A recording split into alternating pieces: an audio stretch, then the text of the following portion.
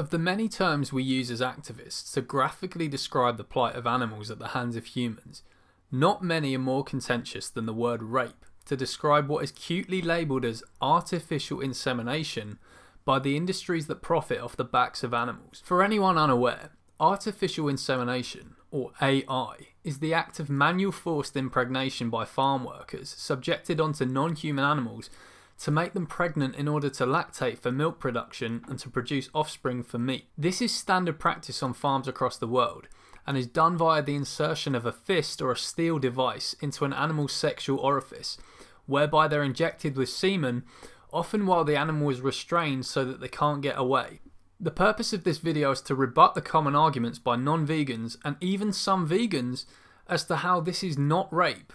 I also want to preface this video by saying that this isn't some kind of finger-pointing exercise where I'm here to be like, you are a rapist. In fact, the status quo has done a pretty sensational job of convincing us as a society that this common procedure on farms is perfectly innocent and not in any way a sexual violation. This was something I funded myself until the age of 23 when the argument was actually put to me. Before then, I hadn't even considered that this was an act of rape, and I had never even heard the term used to describe the procedure before. So I was as conditioned as any farmer is into thinking that this is just the norm, and it's my bet that most farmers probably haven't even heard this argument themselves. Rather, it's just been something they've been indoctrinated into since childhood, and people like me funded for many years. That said, we have to be clear that this thing society sees as an innocent procedure is in fact rape. So now I'm going to address each of the common counter-arguments one by one. Number 1. Animals don't understand the concept of rape or consent. As explained in my first ever video on this channel, how non-vegans destroy their own argument, the less comprehension the victim has of something, the more severely we treat the crime.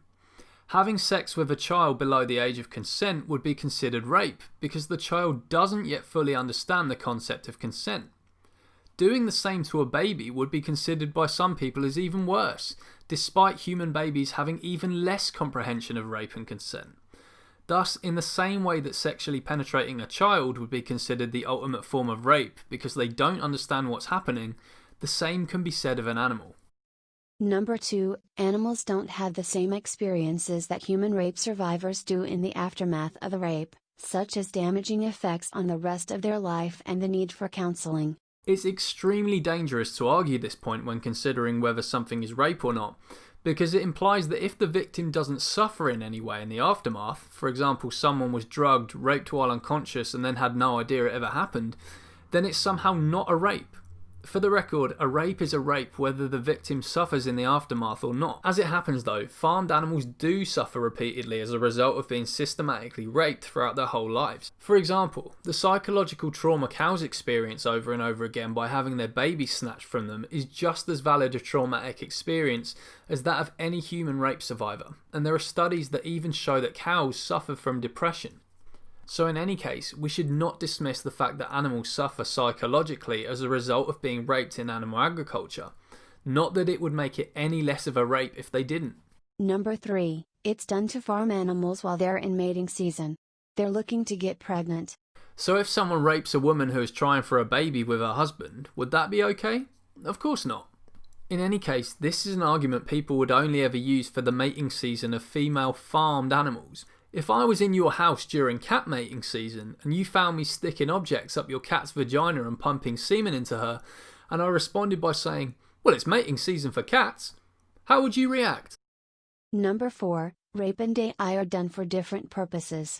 Humans rape other humans for purposes of power or sexual gratification. In farming, AI is done for the purpose of feeding society, and has nothing to do with power or sexual gratification. So it can't be rape.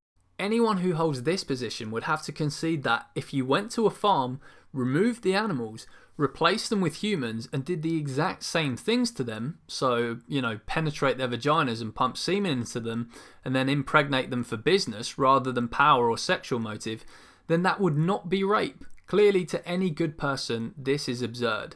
Number 5. The term rape is a legal definition. You can't use it for something that's not unlawful. By this logic, whenever female slaves throughout history have been forced upon by their slave masters without their consent, for example in the Barbary slave trade or the transatlantic slave trade, This was not rape because the slave masters did so completely lawfully. Rape is more a definition for an action than it is a legal term, because a rape can take place anywhere, even in a place with no laws at all. A rape on Mars would still be a rape. Number 6. They're just animals. You can't use these human terms for them. If that's your view, then you can't use so-called human terms like abuse and cruelty for them either.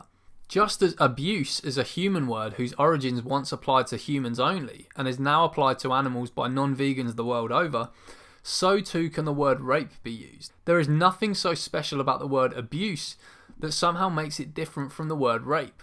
Both can apply to men, women, children, cats, dogs, and cows. Number 7. Even if it is technically rape, we shouldn't call it that because it's potentially triggering for rape victims. Yes, the word rape absolutely is triggering for rape victims, unfortunately. But then taking this argument into account, why can we ever use the word rape at all, including if the victim is human? If it's wrong to use the word for pigs and cows because the word is triggering for rape victims, then neither can we use it for men, women, or children. There's no practical way to avoid using the word rape in everyday life because, unfortunately, we live in a cruel and evil world where men, women, children, and animals the world over are raped every single minute of every single day.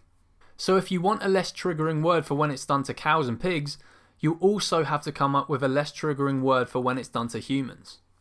For a further inspection into the immorality of AI, I recommend watching Joey Carbstrong's documentary Violated for a graphic insight into this sex crime humans routinely perpetuate against non-human animals.